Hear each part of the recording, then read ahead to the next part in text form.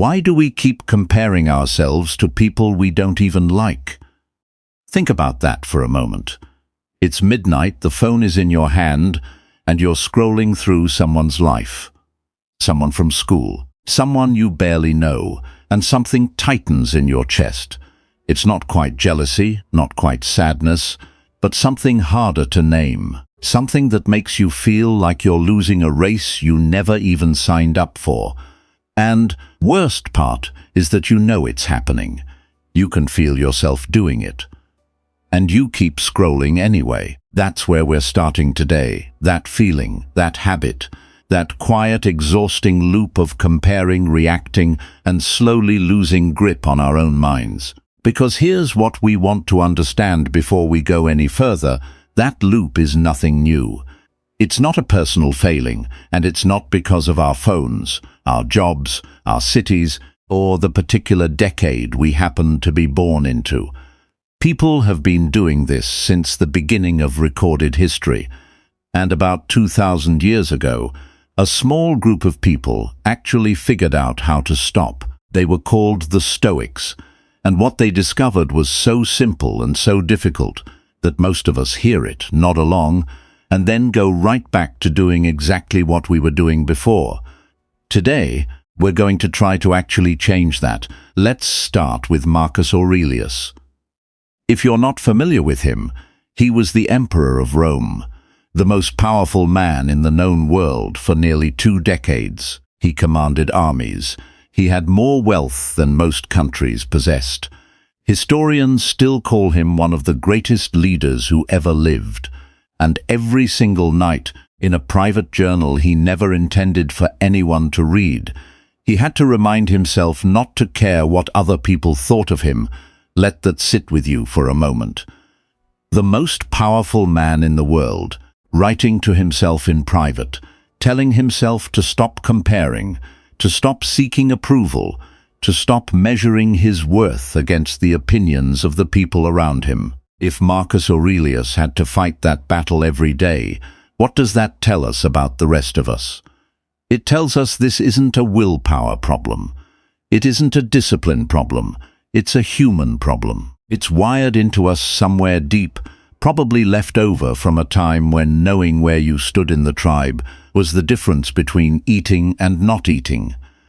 The instinct made sense once. It just never got the update that told it we no longer live in tribes, and now we live with phones, which is a bit like taking that ancient instinct and pouring gasoline on it. Here's something about comparison that often gets missed.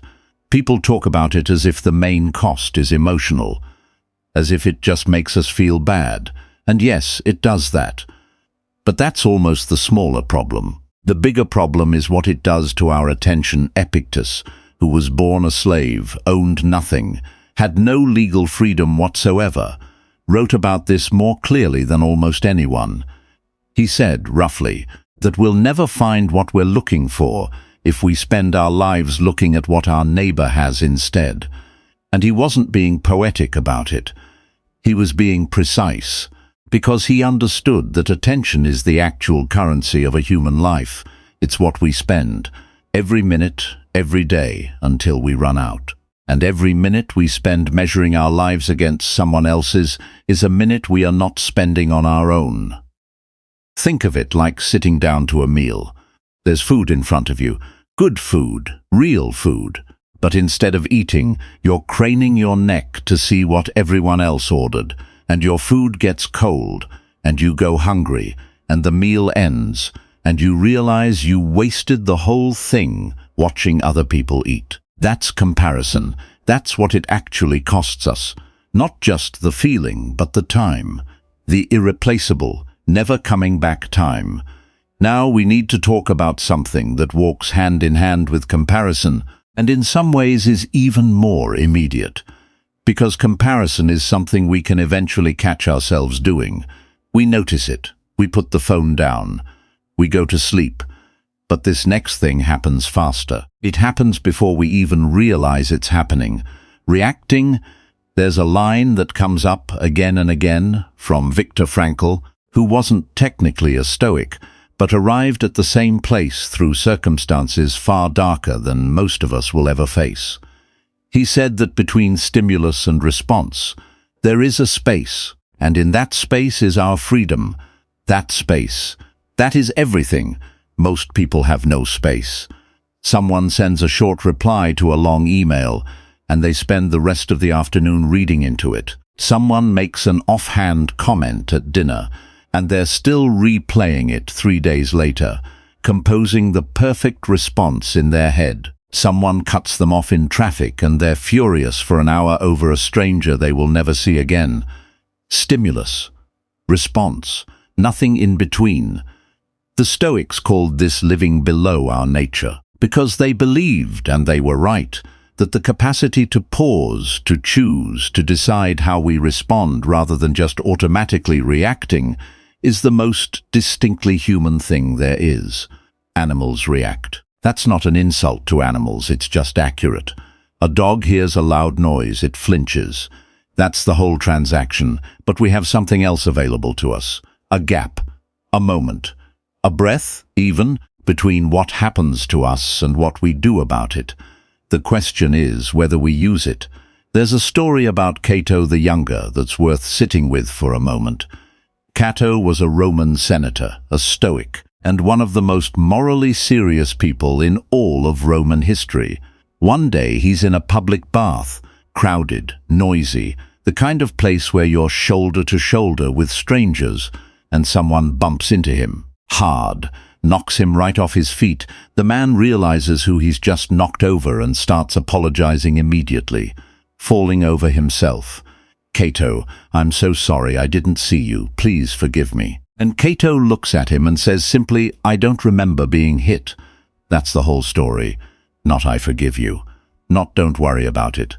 He simply chose, in that tiny space between the bump and his response, not to register it as a wound, not to carry it, not to let it become a story he told himself for the rest of the day.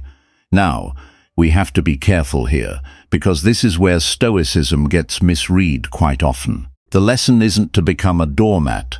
The Stoics weren't passive people. Marcus Aurelius led armies.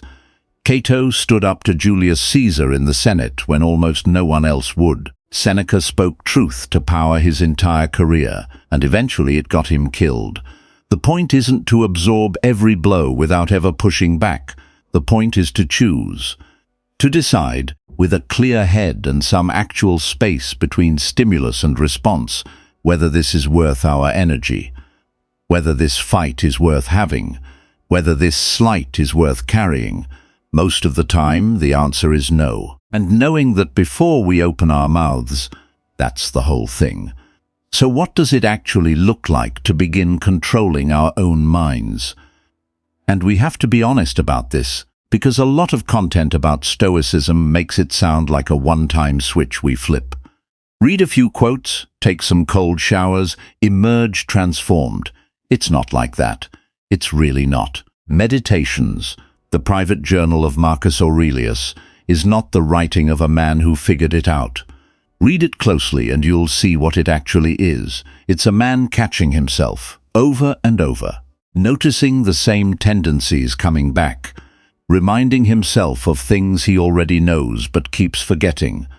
There's a passage where he essentially tells himself, again, not to waste time imagining how great his life might be. Just do the work in front of you. He was Emperor of Rome, writing that reminder to himself. Again, that's what the practice actually looks like. Not a transformation, a daily return to the same few principles. Like tuning an instrument before you play it. You don't tune it once and expect it to stay in tune forever. You tune it every day. The Stoics had a name for this practice. They called it prosauche, which roughly translates to self-attention, the habit of watching our own minds, not to judge them, not to be horrified by what we find in there, but simply to see them clearly. What am I actually thinking right now? Am I comparing myself to someone? Am I rehearsing an argument I lost last week? Am I spending mental energy on something I have zero control over? Just noticing. That's where it begins, because we cannot change what we cannot see. And most of us are walking around with our thoughts running the show while we're barely watching. We're experiencing the weather without ever looking up at the sky to understand what's causing it. There's also a morning practice worth building into the day, and it doesn't take long. Before the phone, before the email, before any of it, ask yourself one question. What is actually in my control today? Not in a vague philosophical way. Practically, your attitude, your effort, how you treat the people in front of you, what you give your attention to. That's roughly the list. Your boss's mood, not on it. The news, not on it. Whether that person texts back, not on it. What your competitor is doing, not on it. This is what Epictetus called the fundamental distinction. The things that are up to us, and the things that are not. And he was ruthless about where that line sat. Our reputations, our bodies, other people's opinions, even our careers in many ways. He placed all of it on the not up to us side. What's left on the up to us side is our minds, our values, how we choose to see what happens to us. That's it. That's the whole inheritance. And here is what's worth sitting with, because this is the part that sounds like a limitation, but is actually the opposite. When we stop trying to control everything, when we genuinely accept that most of what happens to us is not in our hands, we stop being victims of it. We stop white-knuckling life. We stop exhausting ourselves on things that were never ours to carry, and something opens up, something quiet and steady and almost shockingly durable. We need to stay with comparison for a moment longer, because we haven't yet gotten to the part that hurts most of us. It's not the strangers on the internet. Not really. We can put the phone down and the strangers go away. The harder version is the people we know, the ones in our lives, the colleague who got the opportunity we wanted, the friend whose relationship looks easier than ours, the sibling who seems to have figured something out that we're still fumbling with. The people close enough that the comparison feels personal, feels like evidence of something. That's the one that does real damage.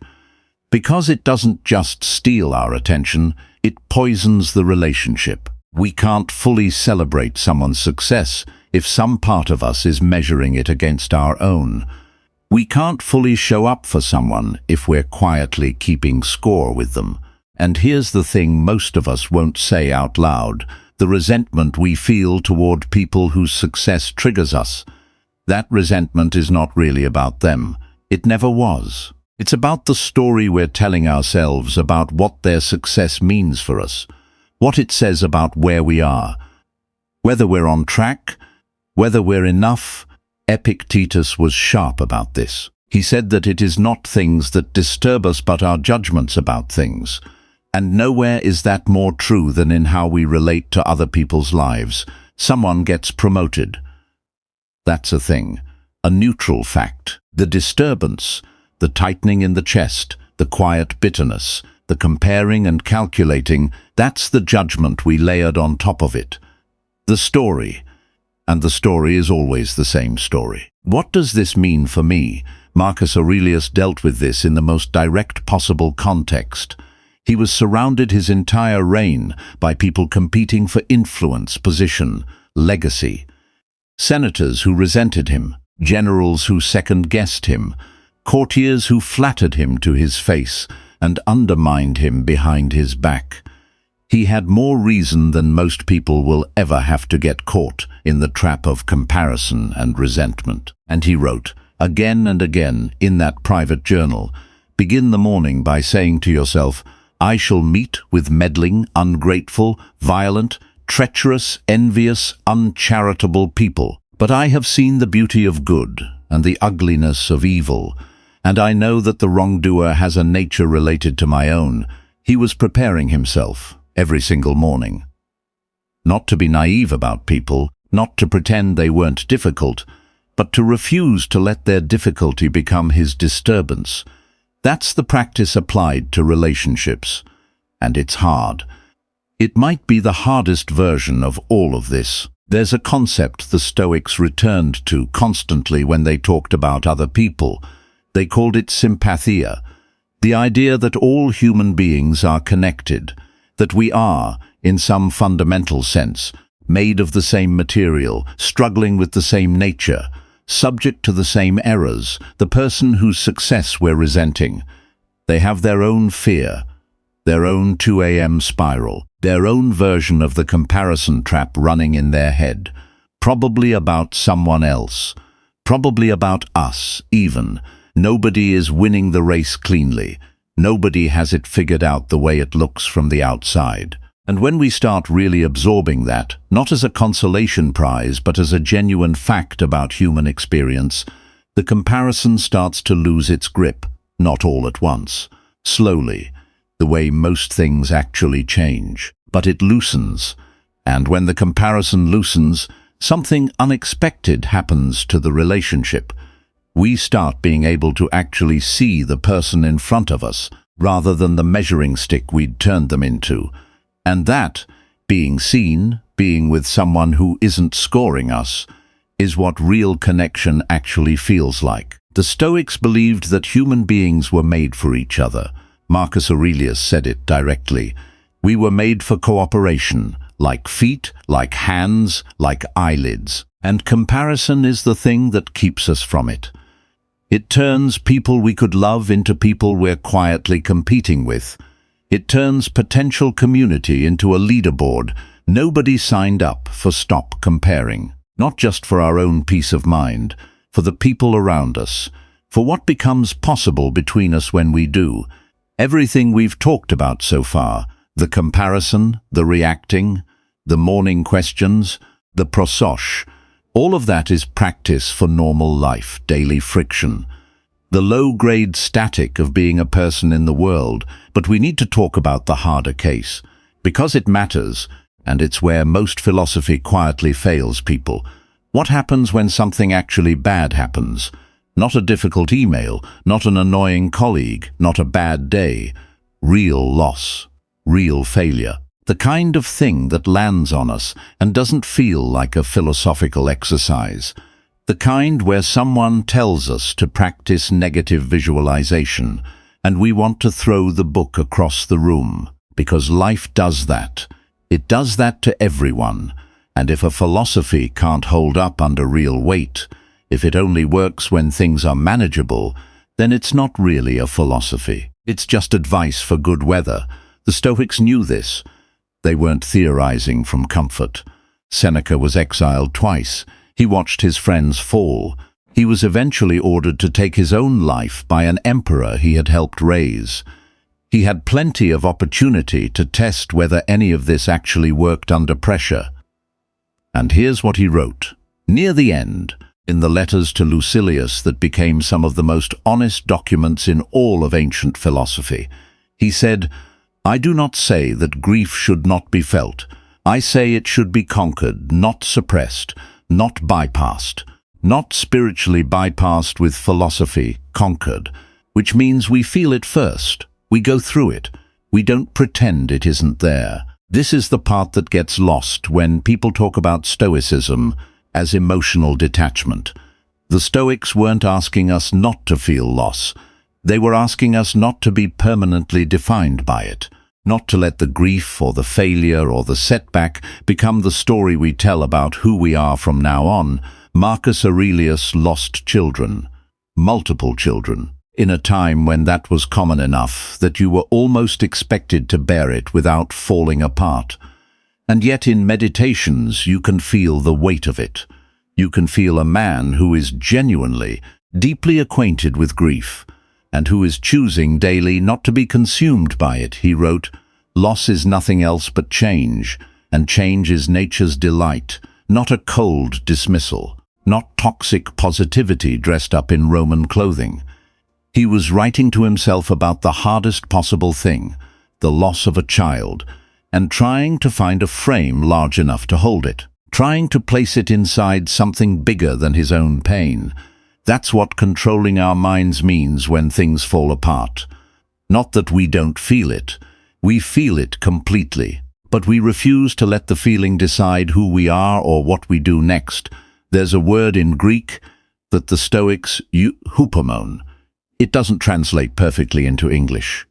Endurance is close, but that's not quite it. It's more like patient, active, intelligent endurance, not gritting our teeth and waiting for it to be over, more like staying upright, staying present, staying ourselves, even in the middle of the hard thing. That's the practice under pressure. Not stoic in the lowercase sense, not stiff and unfeeling and removed, but rooted, steady, still there. There's something worth saying about the moments in life when things go genuinely wrong, when it isn't a bad day but a bad season, when the framework we've been building, the questions, the practices, the principles, feels almost embarrassingly inadequate against the scale of what we're facing. Those are the moments most of us almost give up on all of it. And they're also, as many people find out later, exactly the moments it's working. Not working in the sense of making things okay, working in the sense of keeping us functional when we might otherwise have come apart, keeping us able to do the next small thing, ask the next small question, take the next step. Epictetus said, "Seek not that the things which happen should happen as you wish, but wish the things which happen to be as they are, and you will have a tranquil flow of life, not easy, not comfortable, tranquil, steady, a flow rather than a flood." That's the ceiling. That's what all of this is building toward. Not a life without difficulty, because that doesn't exist, and anyone promising it is selling us something. Just a life where the difficulty doesn't undo us, where we come through it, still recognizably ourselves, where we keep going. There's a question that tends to surface once someone has sat with all of this for a while. Once the morning practice has become a little more familiar, once the pause before reacting has shown up a few times and actually worked. The question is quiet, but it's persistent. If this is so simple, why is it so hard? We should take that question seriously, because the answer reveals something about how the mind actually works. Something the Stoics understood intuitively, but that we can now see more clearly than they ever could. The trouble is that the mind is not a single thing. It feels like one. It feels like there's a unified us in there, making decisions, weighing options, choosing responses. But anyone who has tried to sit quietly for even 5 minutes knows that's not quite true. There's the part of us that wants to be calm, and the part that's already 3 sentences into an argument. There's the part that knows scrolling at midnight will leave us feeling worse, and the part whose thumb is already moving. There's the part that decided, this morning, to let the small slight go, and the part that's still chewing on it at dinner. The Stoics had a word for the goal here. They called it the hegemonikon, the ruling faculty. The part of the mind that, when everything is working as it should, governs the rest. The seat of judgment, the place where the pause lives. And the whole project of Stoicism, when you strip away the quotes and the cold showers and the marble busts, is really just this: strengthening the ruling faculty until it actually rules, until the part of us that wants to choose is reliably stronger than the parts that just react. That's why it's hard. We're not learning a fact. We're not flipping a switch. We're slowly, deliberately, over months and years, shifting the balance of power inside our own heads. And the parts that currently hold power do not give it up easily. They've been in charge a long time. They have momentum. They have 1,000 grooves worn into the mind by a lifetime of repetition. Marcus Aurelius understood this better than the inspirational version of him lets on. The reason he wrote the same reminders to himself over and over, year after year, was not that he was forgetful. It was that he understood the ruling faculty has to be reasserted constantly, because the moment we stop reasserting it, the old patterns flood right back in. The water finds the old grooves, it always does. So the repetition isn't a sign of failure, it's the mechanism. It's how the new groove gets cut. There's a useful way to think about this that the Stoics didn't have the language for, but would have recognized immediately. Imagine that every time we react automatically, every time we let the comparison run, every time we fire off the bitter reply in our heads, every time we carry the slight for 3 days, we are, in a small way, casting a vote for the kind of person we are becoming. And every time we catch ourselves, pause and choose differently, that's a vote too. No single vote decides the election. That's the part that trips people up. We pause once, choose well once, and then we react badly the next day and conclude the whole thing is pointless.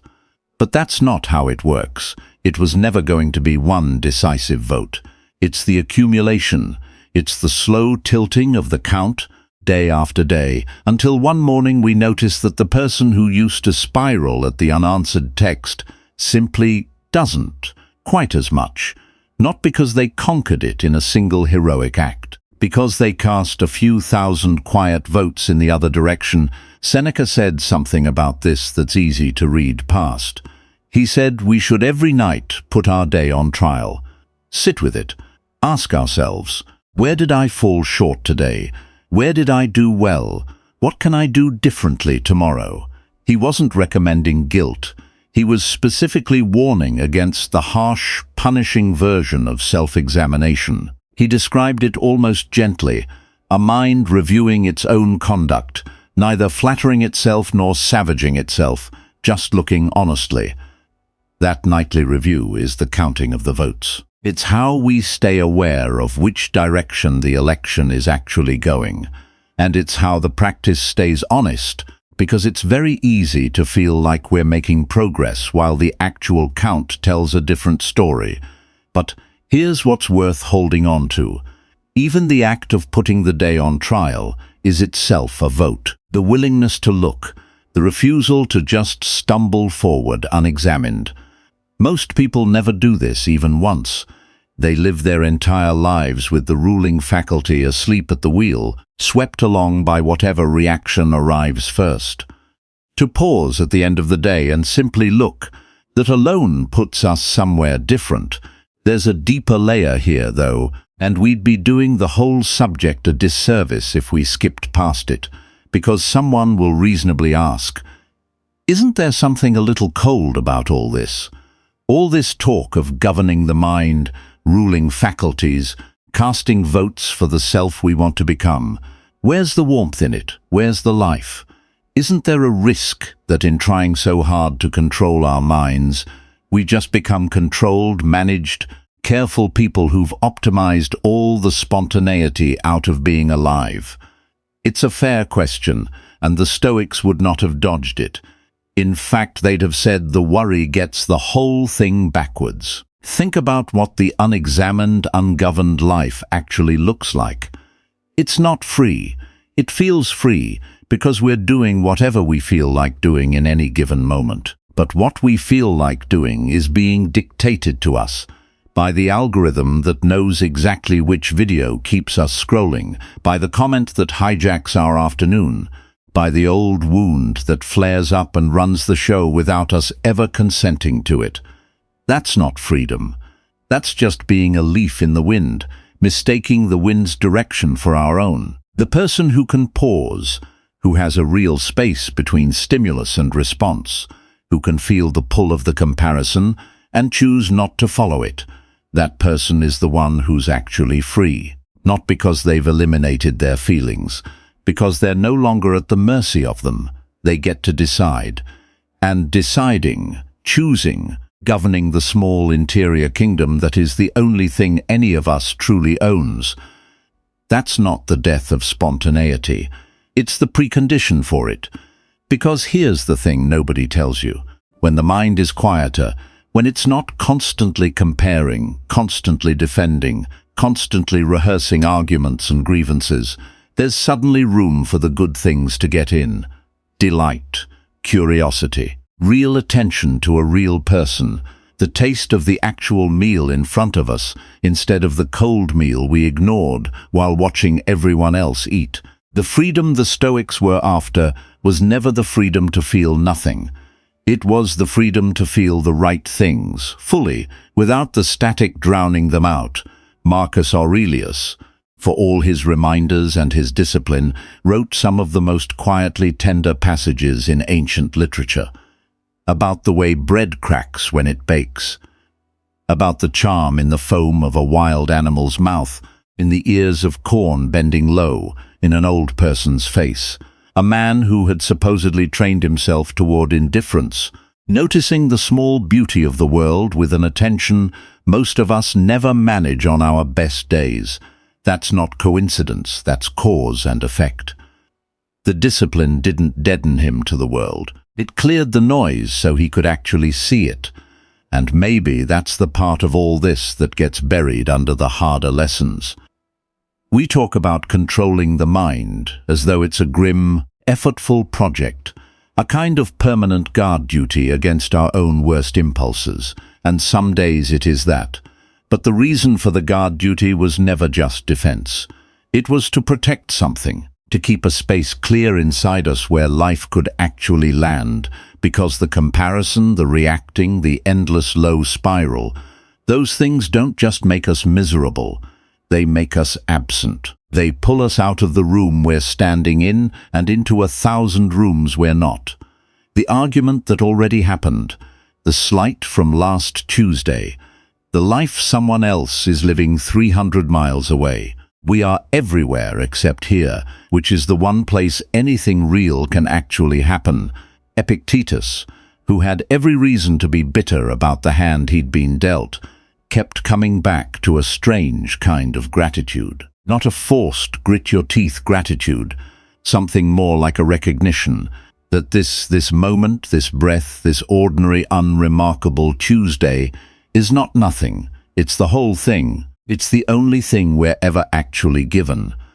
And we spend so much of it somewhere else. So when we talk about controlling the mind, we should be honest about what we're really after. It was never control for its own sake. Control is just the doorway. What's on the other side of it is presence, the ability to be here in our own life for the brief time we have it. Now we have to confront something that the philosophy is going to ask of us eventually, whether we like it or not.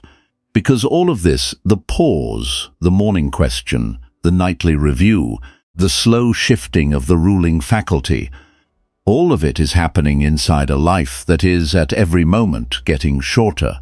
The Stoics did not look away from this. If anything, they stared at it harder than almost any tradition before or since. They had a phrase for it, 2 words that have somehow survived 2,000 years and turned into a slogan, a tattoo, a phrase printed on cheap posters. Memento mori. Remember that you will die, and it's worth pausing because the slogan version has lost almost all of its teeth. It sounds dramatic, Gothic even, as though it's about skulls and candlelight and a kind of theatrical brooding on mortality. But that was never what the Stoics meant. For them it was the most practical tool in the entire kit. Maybe the most practical tool there is. Because here's what death does, when we actually let ourselves remember it. It sorts things. Instantly, ruthlessly, with a clarity that no amount of reasoning can quite match. The grudge we've been nursing for a week, hold it up against the fact that we will die, and it shrinks. The comparison that's been eating at us, the colleague, the sibling, the stranger on the screen, hold it up against the same fact, and it nearly vanishes. Almost everything that disturbs us derives its power from the unspoken assumption that we have unlimited time, that this moment doesn't really count, that there will always be more of them. Memento mori removes that assumption, and once it's removed, the static gets a lot quieter on its own. Seneca wrote an entire letter about this that's worth more than most modern books on the subject. His central claim was almost shocking in how directly he put it. It's not that we have a short time to live, but that we waste much of it. Life is long enough, he said, if we knew how to use it. The problem was never the quantity. The problem is that we hand it away. We give years to grievances. We give afternoons to comparisons. We give whole evenings to people who will never even know we were thinking about them, and then, near the end, we act surprised that there's so little left. He had a sharp image for it.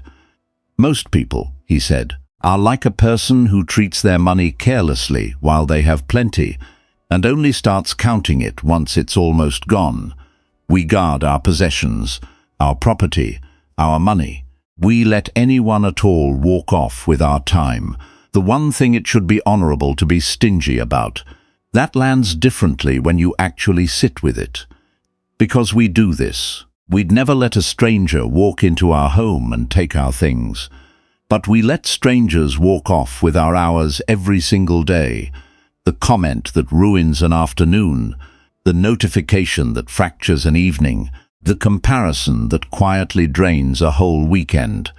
We are generous with the one thing we should protect most fiercely, and stingy with the things that barely matter. But, and this is the part that keeps memento mori from tipping into despair, the Stoics did not draw a morbid conclusion from any of this. They didn't say, life is short, therefore nothing matters, therefore eat, drink, and be numb. They drew the exact opposite conclusion. Life is short, therefore this matters.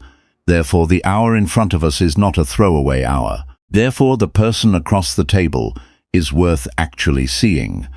Therefore the small, unglamorous practice of catching ourselves comparing, catching ourselves reacting, that practice is not a luxury for people with time to spare. It's the most urgent thing there is, precisely because there is so little time. Death, held the right way, is not a weight. It's a lens. It brings the whole foreground into focus by reminding us of the background. Marcus Aurelius wrote it to himself in the plainest possible terms. You could leave life right now. Let that determine what you do and say and think, not as a threat, as a clarifier, as a way of asking every single day, if this were the measure, would I still spend my attention this way? Usually the answer is no, and in that no is most of the wisdom we've been circling this entire time. There's one more turn to make before we can finish this, and it's the hardest one, because it asks us to widen the frame past ourselves entirely, because everything we've talked about so far has had a quiet assumption underneath it. The assumption that the project is us, our minds, our peace, our attention, our hours, and that's where most modern versions of this stop. Stoicism gets repackaged as a kind of premium self-help, a way to be calmer, more productive, less rattled, better at winning the day, a toolkit for the self. But the Stoics would have found that strangely small, almost a misunderstanding of the whole point, because to them the calm mind was never the destination. It was the equipment, the reason to quiet the static, to stop comparing, to stop reacting, to remember death and reclaim our hours.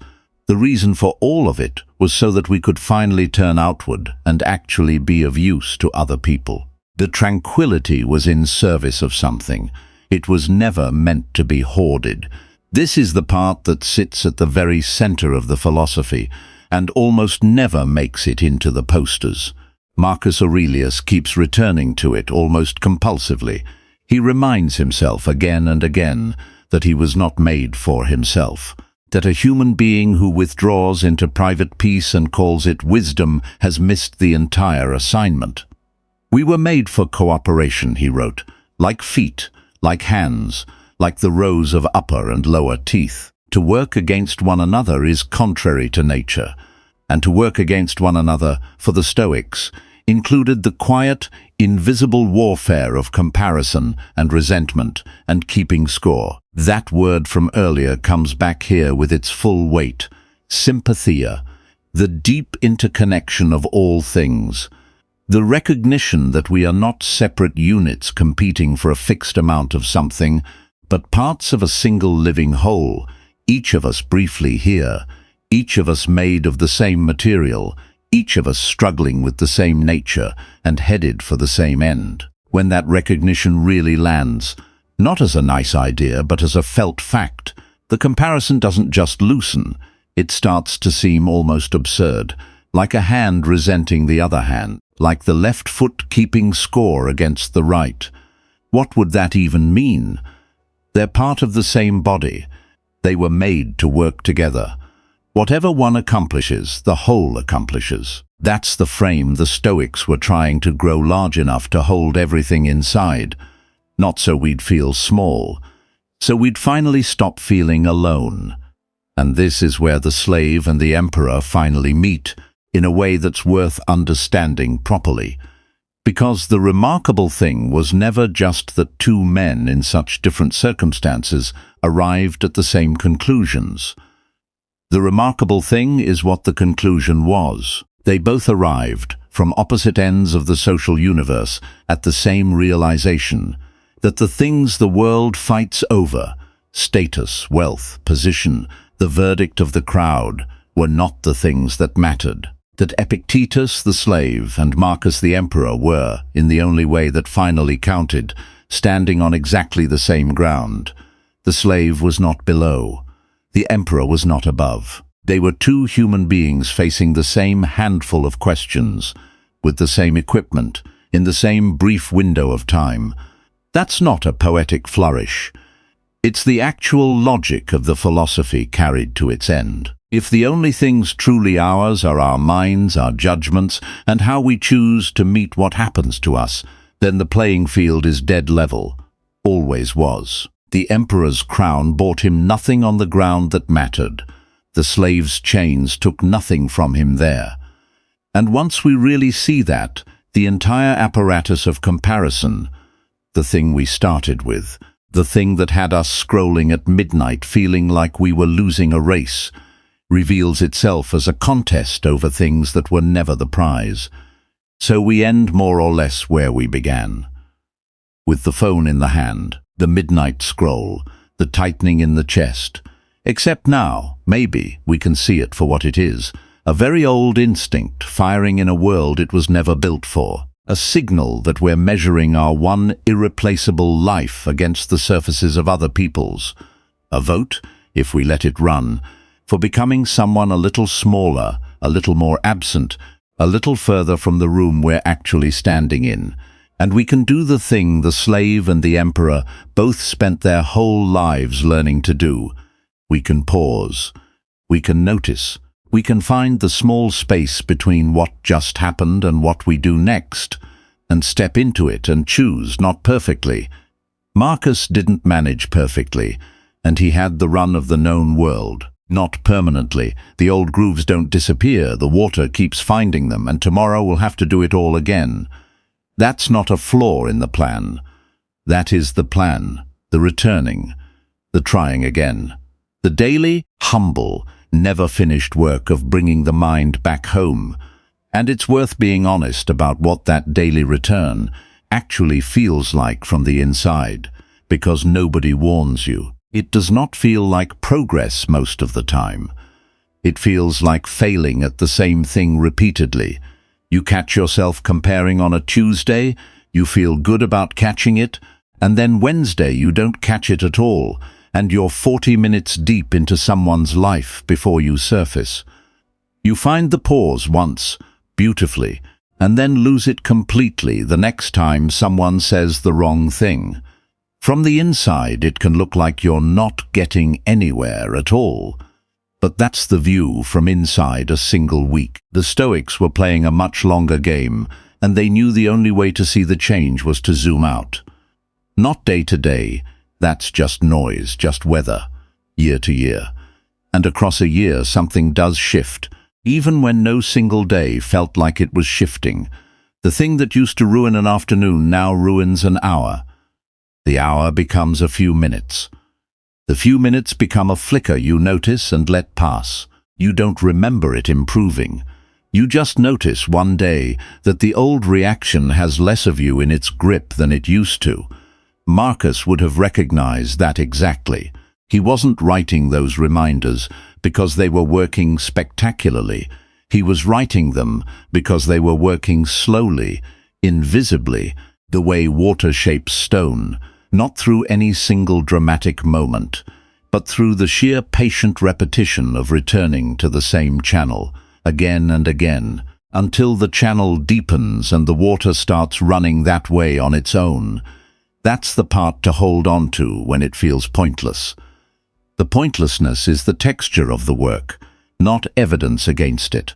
Every person who ever got steadier got there exactly this way, through 1,000 unremarkable returns that didn't feel like much at the time.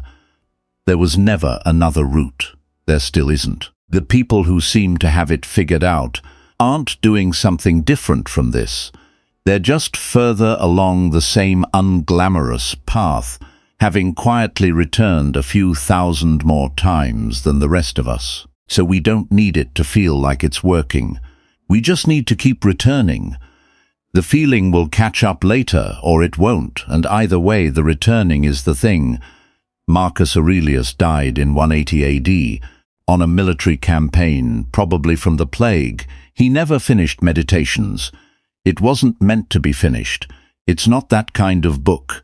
It's a practice that ends when the person practicing it ends. Mid-thought, mid-reminder, still working on the same things he'd been working on for decades. There's something in that more comforting than any clean conclusion. He didn't figure it out. He kept working on it, until he couldn't anymore. And the work, the daily, imperfect, repetitive, never quite done work of catching ourselves comparing, catching ourselves reacting, bringing our minds back to what's real and what's ours and what's actually in our control. That work is the point. Not the destination it might eventually lead to, the work itself, the returning, the trying again. Stop comparing, not because comparison is weak, but because our lives are happening right now, today, and we are missing them while we watch someone else's stop reacting. Not because our feelings don't matter, but because we are more than our first response to things. We always have been. We just haven't always given ourselves the space to prove it, start controlling our minds. Not because we'll ever fully master them, but because the attempt, the daily, honest, humble attempt, is the most important thing we can do with the hours we've been given. 2,000 years ago, a slave and an emperor arrived at the same conclusion. In entirely different lives, with entirely different circumstances, with nothing in common except their humanity. The same humanity we have, the question has always been the same. It's just waiting for our answer. If you made it to the end of this one, thank you. This was a longer one, and we know your time is not free. Take one thing into tomorrow. Just one. The morning question, the pause before the reaction, the moment of actually seeing the person in front of us instead of measuring them. There's a small thing worth saying before we actually go. And it's almost too plain to mention, which is exactly why it tends to get left out.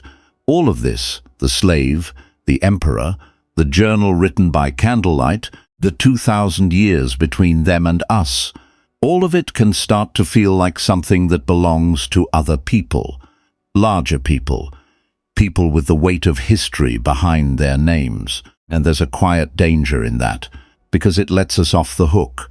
We can admire it from a distance, we can find it moving, and we can close the page and change nothing.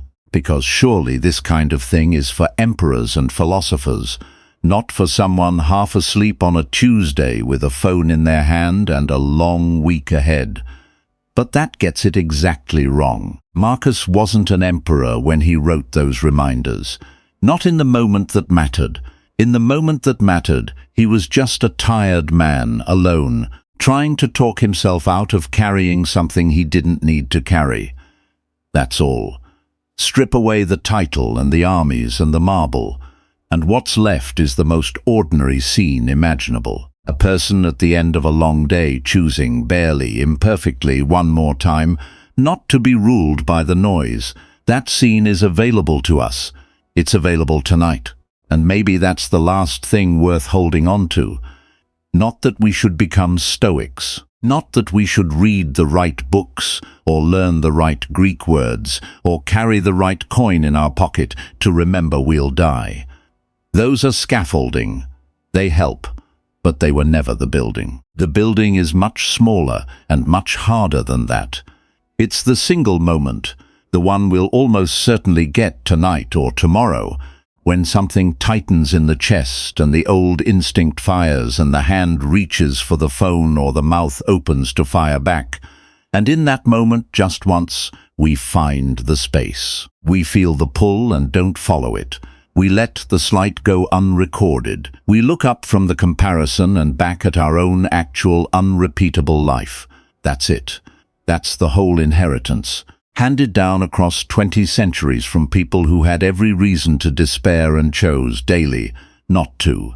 It doesn't arrive as a thunderclap. It arrives as a pause, a breath, a single quiet choice that nobody else will ever see and that won't feel, in the moment, like it amounts to anything at all. But it does. They all do. The votes get counted whether we're watching or not. So take the breath, find the space, step into it, and then do it again tomorrow. That was always the only instruction. The slave knew it. The emperor knew it. And now, for whatever it's worth, so do we. See you next time.